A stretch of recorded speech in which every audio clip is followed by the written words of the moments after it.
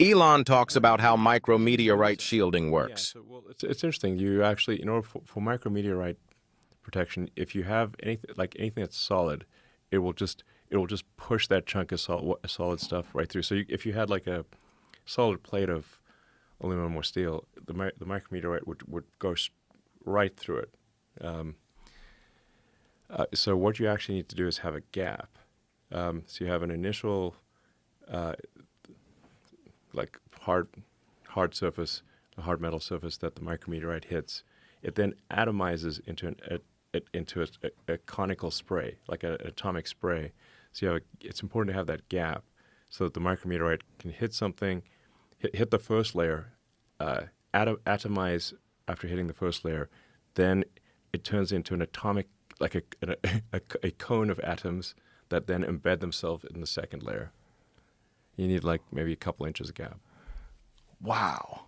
Yeah, that's how micrometeorite shielding works. How many times can it get hit?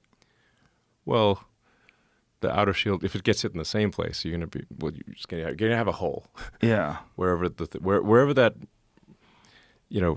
micrometeorite object hit, you're gonna have a hole. And it's like the energy is so great that it just, like I said, just atomizes just into a cone, basically, a cone of atoms. But then those atoms then embed themselves in the second layer. So what can you do if you're sending the ship up, it gets hit with a micrometeorite, and then you have to return it? Do you have to repair it before you return it?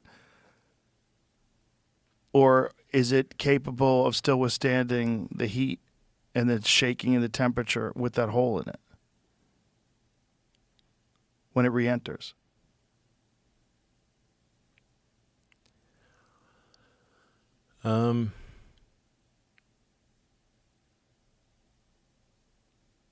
Well, depending on where that hole is, you're more or less likely to have a problem. I mean, if you hit the main heat shield, the main heat shield really is you've got a high risk of not making it back. So this is why like micrometeorite shielding, it's like it's slightly helpful, but it's not gonna like for Starship. I wouldn't recommend having micrometeorite shielding. Like if you do punch a hole, just plug the hole, basically.